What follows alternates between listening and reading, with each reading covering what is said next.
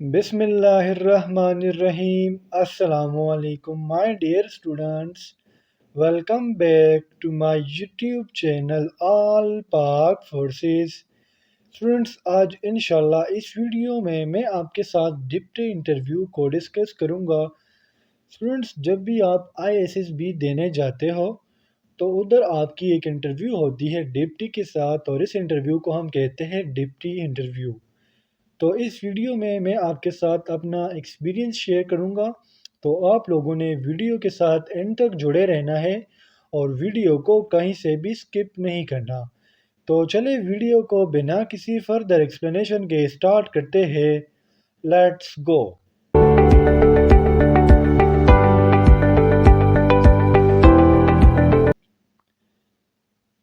Students first of all ये तो मेरा ISSB का एक्सपीरियंस है।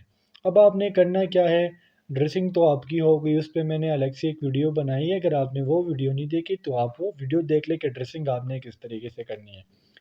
स्टूडेंट्स इंटरव्यू देने से पहले पहले आपने वॉच नहीं पहननी, किसी भी किस्म की अंगूठी नहीं पहननी, क्योंकि जब भी आप जाओगे इंटरव्यू के लिए तो आपका वॉलेट, आपकी अंगूठिया, वॉच सब कुछ वो बाहर ही आपके उतार देते हैं। ठीक है स्टूडेंट्स, ये जो डिप्टी की इंटरव्यू है, या तो जब हम देने गए थे तो तब कोरोना था, तो तब हमारी ISSB हुई थी, 3 दिन की ISSB थी। ठीक है, बाज़ बंदों की जो डिप्टी की इंटरव्यू थी वो दूसरे दिन हो गई थी और हमारे इंटरव्यू हुई थी डिप्टी के साथ तीसरे दिन। तो अब ये डिफरेंट डेज होते हैं कि कौन सी डे पर आपकी इंटरव्यू होती है। स्टूडेंट्स जब आप इंटरव्यू देने जाओगे तो फर्स्ट ऑफ ऑल हमें दरवाजे पर नॉक करना है। ठीक है, हल्का सा आपने नॉक किया, डिप्टी आपको कहेगा प्लीज़ कम इन। अब आप अंदर गए। सिंस बाज़ स्टूडेंट्स करते क्या है, पहले तो दरवाजे पर नॉक कर लेते हैं, फिर जब ड्यूटी कहता है प्लीज़ कम इन तो उसके बाद भी सर हल्का सा अंदर करके कहते हैं मे कम इन सर। नो, आपने कभी भी ऐसा नहीं करना। जब आपने नॉक कर लिया, डीपी ने कह दिया प्लीज़ कम इन, तो बस आप फिर अंदर चले जाओ। अब स्टूडेंट्स इधर एक मुझे मिस गाइड किया गया था मेरे एक टीचर ने, हालांकि उनको भी पता नहीं होगा। उन्होंने कहा था कि जब आप अंदर चले जाओ तो दरवाजे को छोड़ देना, खुद बंद हो जाती है। लेकिन जब मैंने नॉक किया, मैं अंदर गया तो मैंने दरवाज़ा छोड़ दिया, दरवाज़ा बंद ही नहीं हुआ। तो डिप्टी ने फर्स्ट ऑफ ऑल मेरा ये पॉइंट नोट किया, मुझे कहते दरवाज़ा तो बंद कर दो। तो ये भी आपने ध्यान रखना है, जब आप अंदर चले जाओ तो हल्के से दरवाजे को बंद कर लो। ठीक है, फिर जब आप अंदर गए तो डिप्टी को कहे थैंक यू सर, मैंने डिप्टी को कहा थैंक यू सर। फिर आपने करना क्या है, चेयर के लेफ्ट साइड पे आपने खड़े हो जाना है। ठीक है, ये मेरा एक्सपीरियंस है। लेफ्ट साइड पे आपने खड़े हो जाना है। डिप्टी कहेगा आपको प्लीज़ टेक योर सीट, आपने एक चेयर पर बैठ जाना है और आपने कहना है थैंक यू सर। फिर डिप्टी कहेगा टेक योर टाइम, अपना टाइम ले ले, अपने आप को सेट करे, सही से बैठ जाए। जब आप सही से बैठ जाओगे तो डिप्टी आपको कहेगा इंट्रोड्यूस योर सेल्फ। आपने इंट्रोडक्शन अपनी करनी है, लेकिन कभी भी इंट्रोडक्शन में अपने मार्क्स नहीं बताने कि मैंने इतने मार्क्स अटेंड किए हैं। ठीक है, क्या नाम है आपका, अब्बू का क्या नाम है, ये सब कुछ आपने उधर बता देना है। उसके बाद जो आपने साइक का फॉर्म फिल किया होगा, या आपने जो अपने डी मेरिट्स मेरिट्स लिखे होंगे, या जो आपने अपना बेस्ट फ्रेंड लिखा होगा, अपने ख़ानदान के बारे में आपने जो भी लिखा होगा, ठीक है, वो सब डिप्टी के साथ पढ़ा होगा।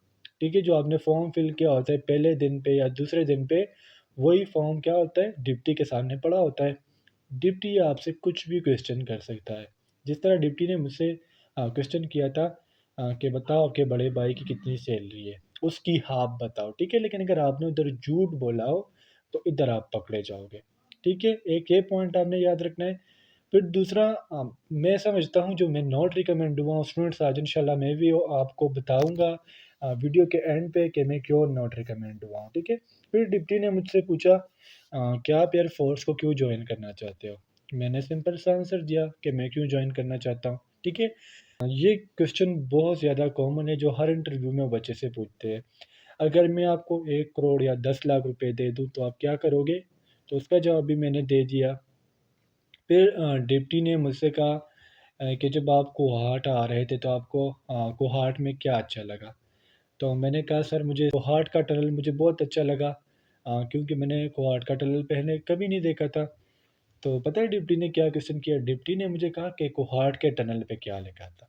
उसकी दूसरा उन्होंने मुझसे क्वेश्चन किया टनल के बारे में कि आपके ख़्याल में जो कोहाट टनल है, इसकी लेंथ कितनी होगी, कितना किलोमीटर होगा? तो ये चीज़ें स्टूडेंट्स जब भी आप कोई बात करें, तो ये चीज़ें आपने याद रखनी है। फिर स्टूडेंट्स वो आपने जो मेरिट्स और डीमेरिट्स लिखे होंगे अपने, उसमें वो आपसे लाज़मी क्वेश्चंस करता है कि चलो अपने मेरिट्स और डीमेरिट्स बताओ, ठीक है? तो ये हो गया। इसके बाद जो आपने अपना बेस्ट फ्रेंड लिखा होगा, जिस तरह मैंने अपना बेस्ट फ्रेंड लिखा था, तो मुझसे पूछा गया कि जो आपने बेस्ट फ्रेंड लिखा है, ये आपने क्यों लिखा है? इसका नेम आपने क्यों लिखा? किसी और का क्यों नहीं लिखा? ठीक है? मतलब इसकी रीज़न बताएँ, क्यों ये आपका बेस्ट फ्रेंड है? तो ये चीज़ें भी आपने याद रखनी है। डिप्टी की इंटरव्यू इतनी शॉर्ट होती है, इसमें कोई ख़ास बात नहीं होती। फिर वो आपसे कहेंगे, अगर मैं आपको नॉट रिकमेंड कर दूँ, तो आप क्या करोगे? तो फ्रेंड्स उसके लिहाज़ से फिर आपने जवाब देना है। वो आपको कहेंगे कि हाँ, तुमने अब कहना है कि मैं अगेन अप्लाई करूँगा। तो वो आपको कहेंगे कि इसके अलावा मुझे कुछ और बताओ, तो वो आपने सोच के जाना है। तो उसमें ये थी डिप्टी इंटरव्यू की कुछ ख़ास बातें। डिप्टी इंटरव्यू में कुछ ख़ास होता नहीं है, ये कुछ बातें थी आपने याद रखनी है। नॉक के दौरान, फिर दरवाज़ा बंद करने के दौरान, फिर चेयर के किस साइड पे खड़े होना है, बैठने के बाद आपने क्या करना है और स्टूडेंट्स सबसे इम्पोर्टेंट जो चीज़ है, आपने आई कॉन्टैक्ट करना है डिप्टी के साथ, इधर-उधर नहीं देखना, ठीक है? जो क्वेश्चन आपको आए सिंपली से जवाब दे दे, आपको नहीं आता तो नो सर कहे, सॉरी सर कहे, गलत जवाब कभी नहीं देना। बाज़ औक़ात लोग आपको ऐसे मिल जाते हैं रूममेट्स जो आपको कहेंगे, गलत जवाब दो लेकिन दे दिया करो, क्यों? गलत जवाब हमने क्यों देना? बाज़ औक़ात स्टूडेंट्स जो डिप्टी होता है वो क्वेश्चन कर लेता है 2 + 2 - 2 मल्टीप्लाई 2 डिवाइडेड बाय 2 इसका आंसर दो। अब स्टूडेंट्स ये इतना जल्दी तो ज़हन में क्वेश्चन नहीं बैठता कि मैं इसका क्या मतलब आंसर बताऊँ।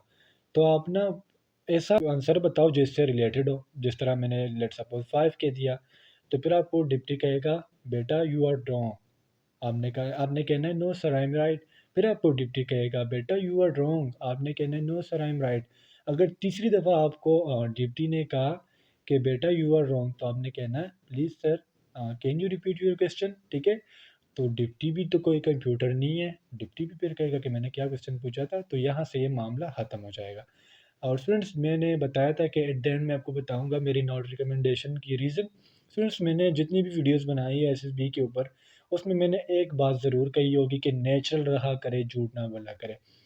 मेरा जो नॉट रिकमेंडेशन की जो रीज़न है, वो है मेरे बातों में इख्तिलाफ़ात आना। मेरे अपने बातों में इख्तिलाफ़ थे, तज़ाद आ गए थे।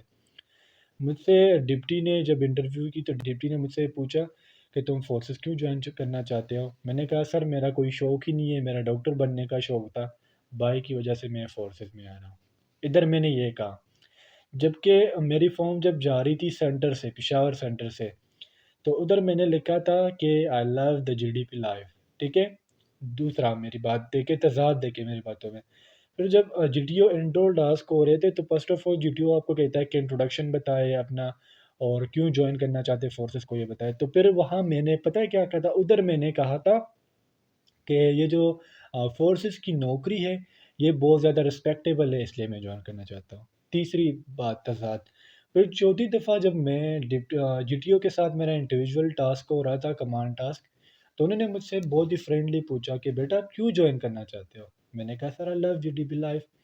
फिर उन्होंने मुझसे पूछा कि आपने कहाँ देखी है जीडीपी लाइफ? मुझे बता दो। तो मैंने कहा सर मैंने मूवी देखी है। कहती कौन-सी मूवी देखी है? मैंने कहा पता नहीं खान बाज़ है, पता नहीं अब कौन-सी मूवी है पाकिस्तानी एक है।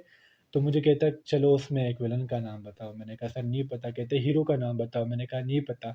फिर कहता है हीरोइन का नाम तो बताओ, तो मैंने कहा नहीं पता। कहता है झूठ ना बोलो। तो ये थी मेरी नॉट रिकमेंडेशन की रीज़न। उम्मीद करता हूँ आपको डिप्टी इंटरव्यू की समझ आ गई होगी और अगर फिर भी आपको कोई कन्फ्यूजन हो, कोई भी डाउट हो तो आप मुझसे कमेंट सेक्शन में पूछ सकते हो। इंशाल्लाह अगले वीडियो में मिलते हैं, तब तक के लिए मुझे इजाज़त दीजिए। मुझे अपनी दुआओं में याद रखिए। अल्लाह हाफ़िज़।